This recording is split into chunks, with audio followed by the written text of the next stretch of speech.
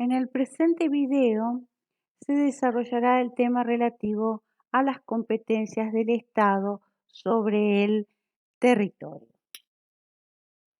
El territorio del Estado es la base físico o espacial en la que éste ejerce su autoridad y, por tanto, sus poderes y competencias. Es el espacio físico en que el Estado ejerce sus competencias. En el derecho internacional clásico se desarrollaron diversas teorías para explicar la relación jurídica entre el territorio y el Estado. Una teoría, la teoría del territorio objeto, consideraba que el territorio del Estado era un objeto y la relación o vínculo jurídico entre el Estado y ese objeto era de derecho real. Para citar un ejemplo, como si se tratara de un derecho dominio, derecho real entendido desde el punto de vista jurídico, ¿no? Luego estaba la teoría del territorio sujeto. Conforme a esta teoría, el territorio era una expresión de su personalidad, no se concebía al Estado sin el territorio, era esencial para su personalidad, puesto que el Estado es un ente naturalmente territorial. Y por último, la teoría de la competencia, que finalmente fue la teoría más aceptada, en virtud de la cual el territorio estatal es el límite de las competencias estatales, es el área geográfica en que el Estado puede ejercer su autoridad en cumplimiento de sus funciones. Sin perjuicio de ello, hay que tener en claro que el Estado puede ejercer sus competencias también extraterritorialmente. El ejemplo clásico para entender esta cuestión es el de las naves y aeronaves con pabellón de un Estado. Ese pabellón determina la nacionalidad de la nave o aeronave y sobre la misma el Estado ejerce su jurisdicción en alta mar. Para ser más claro, por ejemplo, si se produjera algún delito sobre una nave que se encuentra en alta mar, ese delito debería aplicársele la ley penal del estado del pabellón de esa nave. Por ejemplo, si su pabellón, su bandera fuera Argentina, se aplicaría el derecho argentino. El territorio del Estado es adquirido por esto, existiendo diversos modos de adquisición de esos territorios.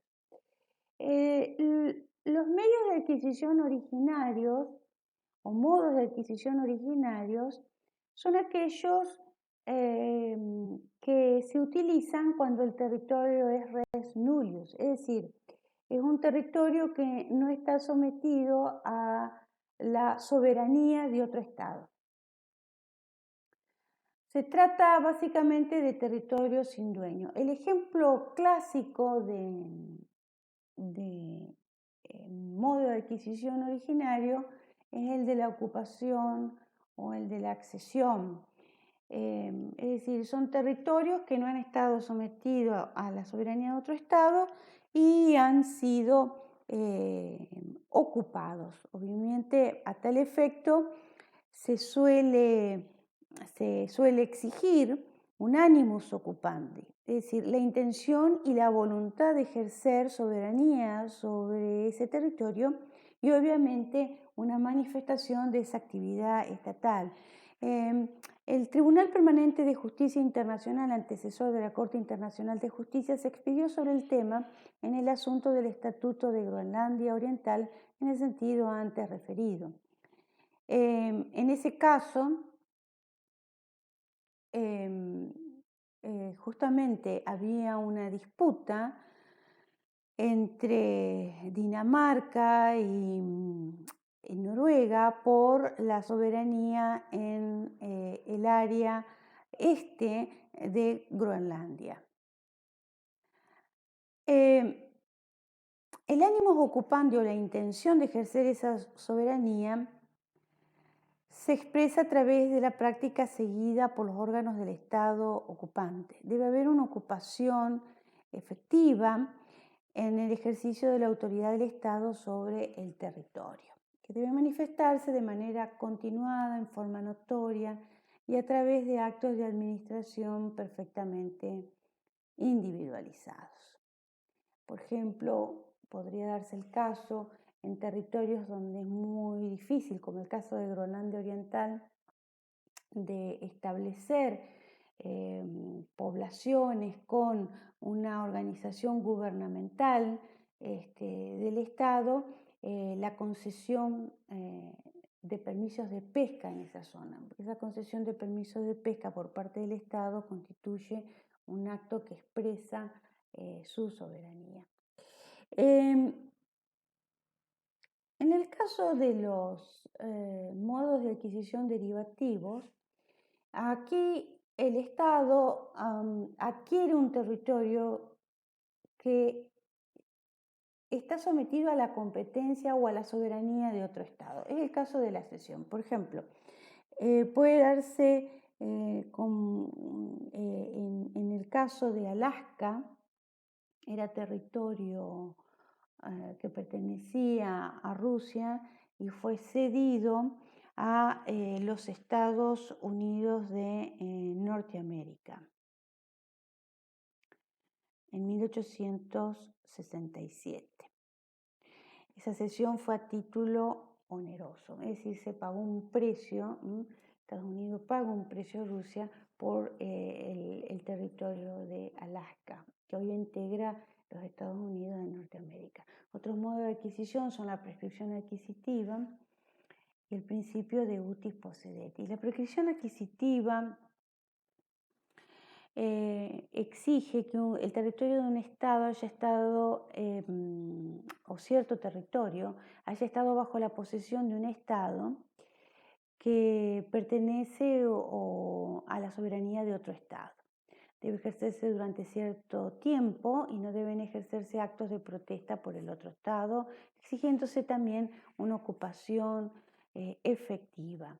Sin perjuicio de ello, no hay coincidencia en la doctrina respecto de la aceptación de este modo de adquisición de territorio y hay un sector importante que no lo considera como un medio autónomo de adquisición, sino más bien se entiende que se estaría ante un caso de ocupación efectiva, que debe ser ejercida obviamente durante un periodo amplio, aunque no determinado precisamente por el derecho internacional, y no deben haberse producido, tal como se dijo antes, actos de protesta o de reivindicación del antiguo soberano Estado que ejercía la soberanía sobre ese territorio.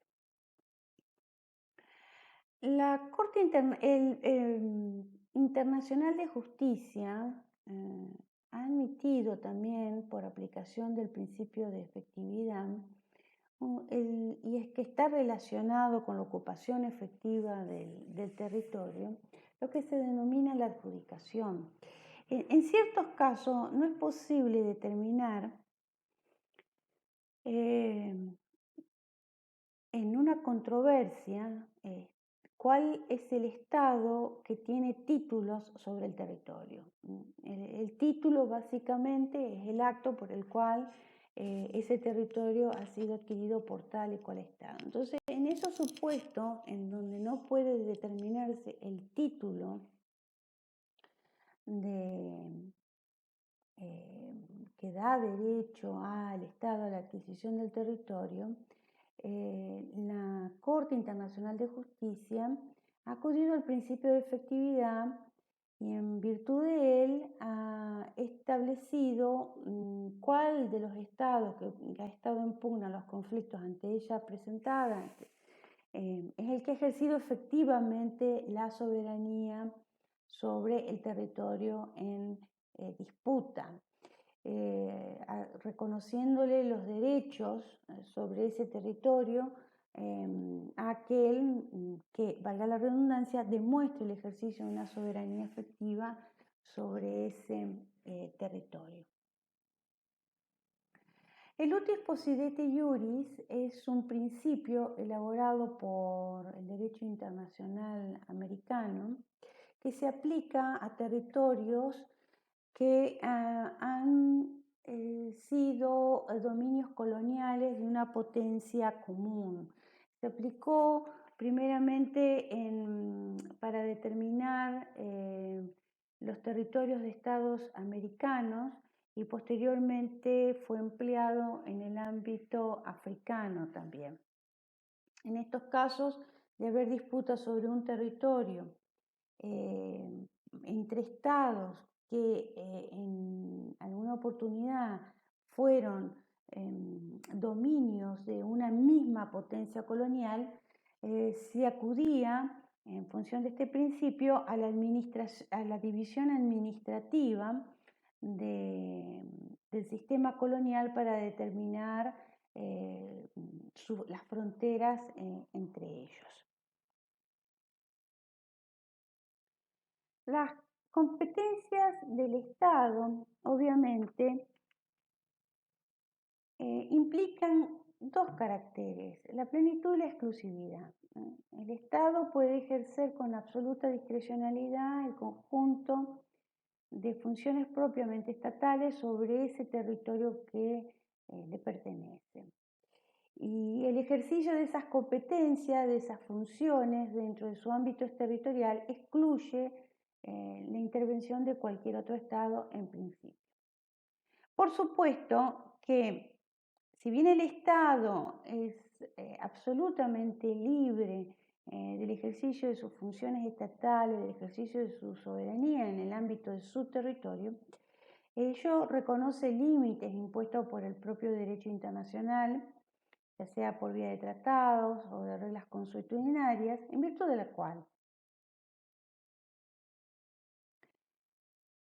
los estados deben respetar los derechos que sobre su territorio pueden tener otros estados y deben evitar causar perjuicios por las actividades que realicen en su territorio, en el territorio de otros estados e inclusive en ámbitos que no están sujetos a la soberanía estatal, como el caso del alta mar.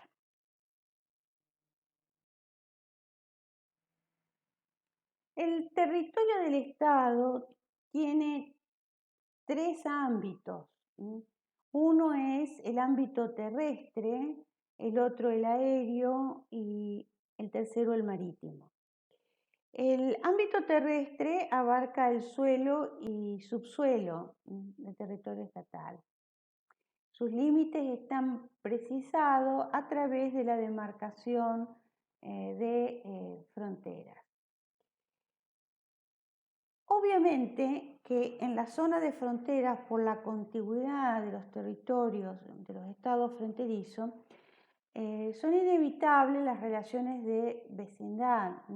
Hay generalmente un comercio transfronterizo entre esa zona, movimientos de población y de asistencia recíproca entre servicios que se presten a uno y otro lado de la frontera. De ahí que usualmente existen regímenes a aplicar en esa área de frontera que son específicos y que suelen establecerse a través de acuerdos bilaterales. Esos regímenes transfronterizos lo que pretenden es evitar conflictos propios de esa situación de contigüidad geográfica y obviamente atender a los intereses comunes que esa misma situación genera.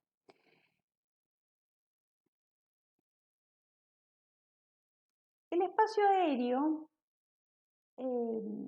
encuentra su regulación en el derecho internacional fundamentalmente en la Convención de Chicago de 1944. En ese caso, se ha entendido que el espacio aéreo es el espacio suprayacente al territorio del Estado. Longitudinalmente, horizontalmente, el espacio aéreo suprayacente, es decir, que se encuentra sobre el territorio del Estado, abarcaría el territorio o el ámbito terrestre y el ámbito marítimo que está sometido a la soberanía estatal. El problema que se presenta en este tema es básicamente el límite vertical. Fundamentalmente delimitar hasta dónde llega el espacio aéreo y dónde comienza el espacio ultraterrestre. Es de recordar que tanto el espacio aéreo como el espacio ultraterrestre están regulados en el ámbito internacional. El primero por la Convención de Chicago ya citada y el segundo por diversos tratados relativos a el espacio ultraterrestre y las actividades que pudieran llegar a desarrollarse en el mismo que conforma el territorio del Estado. El Estado ejerce su soberanía exclusiva. En ese sentido, hay que dejar en claro que el Estado puede denegar el acceso de aeronaves de terceros estados a ese espacio aéreo. Se exige un permiso previo del Estado para que las aeronaves de terceros estados puedan ingresar a ese espacio aéreo. Generalmente esos permisos o esos acuerdos se implementan a través de tratados internacionales. Se ha discutido o se intentó incorporar en su momento un capítulo relativo a las libertades del aire en la Convención de Chicago de 1944 ya citada, sin éxito. Estas libertades de aire están referidas a el sobrevuelo del territorio de un estado sin aterrizar o al aterrizaje por motivos no comerciales, tales como escalas técnicas para abastecimiento de combustible, reparaciones, entre otras, serían las libertades de tránsito. Y luego también respecto de libertades de tráfico, como el desembarco de pasajeros, correos y mercancías, embarcadas en el territorio del Estado cuya nacionalidad tiene la aeronave, el embarque de pasajeros, correos y mercancía con destino al territorio del Estado cuya nacionalidad tiene la aeronave, el embarque de pasajeros, correos y mercancía con destino al territorio de cualquier Estado y el desembarco de los procedentes de cualquiera de dichos territorios. Estas libertades del aire, especialmente las dos primeras, las libertades de tránsito, pueden estar previstas en acuerdos bilaterales que celebren los estados, pero no están incluidas en la convención fundamental que regula este tema, que es la Convención de Chicago de 1944. El marítimo está regulado por el derecho consuetudinario y la Convención de Naciones Unidas sobre el Derecho del Mar. Esta se aplica respecto de los estados, obviamente, que son parte de la convención, aunque actualmente se reconoce que muchas de sus normas en materia de delimitación de espacios marítimos constituyen derecho consuetudinario. Por ejemplo, la delimitación de la zona económica exclusiva sería un caso. La Convención de Naciones Unidas sobre el Derecho del Mar regula, entre otros temas, las competencias del Estado sobre espacios marítimos. Y acá hay que hacer una distinción importante. Hay áreas sobre el cual el Estado ejerce soberanía en plenitud, otras una soberanía restringida, otra exclusivamente el poder policía, y hay zonas marítimas que en realidad no están sujetas a la soberanía de ningún Estado y son áreas de interés internacional, tal el caso de el alta mar o el ámbito que se denomina la zona. Para determinar todas estas áreas se emplea lo que se denomina la línea de bases. La línea de base que se puede observar acá es una línea que se traza tomando los puntos de la costa del estado ribereño, es decir, el estado que tiene salida al mar. Las aguas que se encuentran comprendidas desde la línea de base hacia el interior continental se consideran aguas interiores y por lo tanto son aguas territoriales del Estado, pero no se consideran una zona marítima. La línea de base, las aguas que se encuentran a partir de la línea de base hacia el mar, esas son las áreas propiamente marítimas. La primera área que vamos a encontrar es la del mar territorial. Cuenta con 12 millas marinas, contados a partir de la línea de base, y en esa zona el Estado ejerce plenamente su soberanía. La segunda área es la zona contigua, es una zona que tiene 12 millas marinas contadas a partir de la finalización del mar territorial o 24 millas contadas de la línea de base. Ahí el Estado ejerce el poder policía en materia sanitaria, de inmigración, aduanera o fiscal.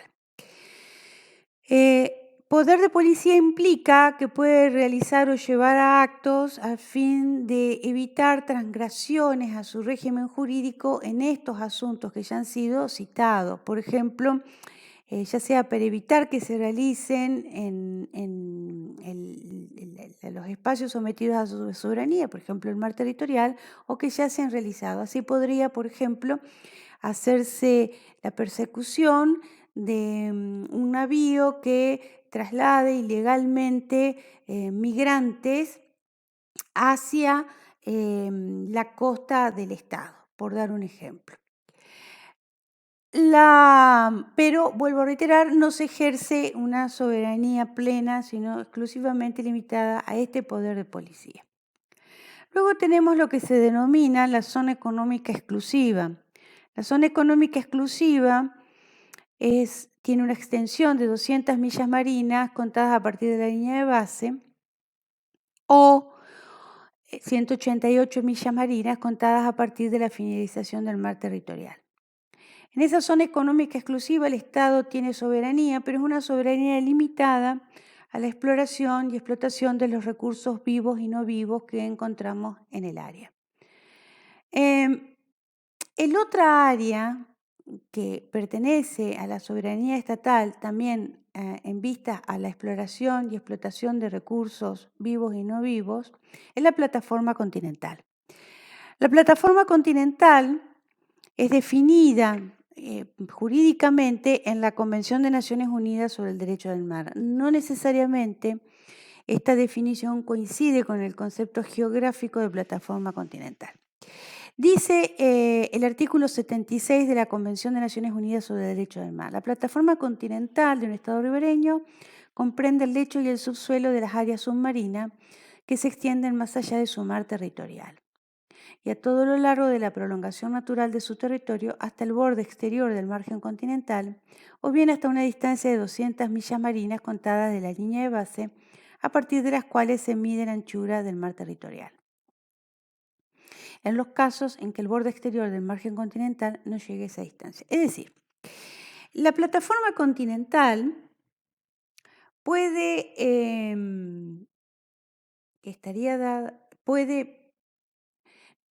ser geográficamente mayor o menor en su extensión a las 200 millas marinas. Pero la Convención le reconoce que más allá de la realidad geográfica, siempre el Estado se le reconocerá derechos sobre la plataforma continental hasta las 200 millas marinas. ¿Por qué? Porque esto coincide con la extensión de la zona económica exclusiva. Un caso especial se presenta respecto de aquellas plataformas continentales que geográficamente tienen una extensión mayor a las 200 millas marinas. En esos casos, el Estado ribereño que cuente con esta particularidad se le reconoce la plataforma continental y los derechos de soberanía sobre la misma hasta las 350 millas marinas, aunque su plataforma continental pudiera exceder de esa extensión. Es decir, la Convención reconoce para estos casos particulares solamente hasta las 350 millas marinas.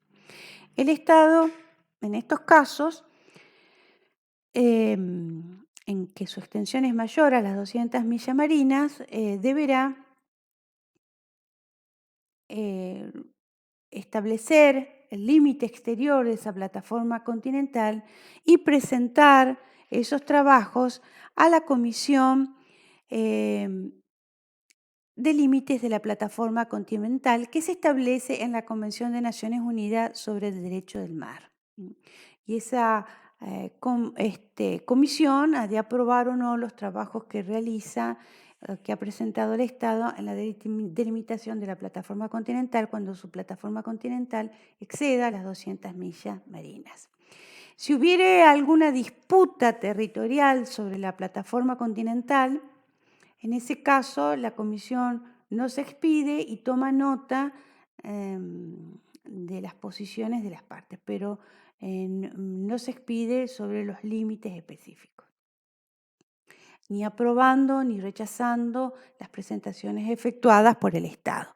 El caso de Argentina ha sido exactamente eso, tiene una plataforma continental de 200 millas marinas y hace pocos años, presentada que fueren los trabajos realizados para su delimitación, la plataforma continental se aprobó en lo que no fue objeto de disputa y sin que mediara pronunciamiento de la Comisión de Límites de Naciones Unidas, del límite exterior de la plataforma continental, sobre lo que había sido objeto de disputa, especialmente o específicamente por las presentaciones realizadas por Gran Bretaña en relación a áreas que de la plataforma continental que se tomaron como argentinas a partir de la línea de base trazada alrededor de Malvinas, territorio en disputa por ambos países, y del sector que reclama Argentina sobre la Antártida. El otro espacio es el alta mar. El alta mar es un espacio de interés internacional, en realidad no forma parte del territorio de ningún Estado, no está sujeto a la soberanía de ningún Estado, y en él se regulan las libertades de la alta mar, en el artículo 87 de la Convención de Naciones Unidas sobre el Derecho del Mar. Esas libertades son la libertad de navegación, la libertad de sobrevuelo de las aeronaves, la libertad de tender cables y tuberías submarinos, la libertad de construir islas artificiales y otras instalaciones permitidas, la libertad de pesca y la libertad de investigación científica. Por último, cabe referir a otro espacio de interés internacional que es el que se denomina la zona. La zona está constituida por los abismos marinos y oceánicos y su subsuelo. Es un espacio que está fuera de los límites de la jurisdicción nacional, es decir, de las plataformas continentales de los estados ribereños. Estas zonas suelen ser ricas en cobre, zinc, plata, oro y platino, etc. Sobre estas zonas se estableció un régimen especial de administración y explotación que estaría o que está a cargo de la autoridad, un organismo creado por la Convención de Naciones Unidas de Derecho del Mar y que depende de la Organización de las Naciones Unidas.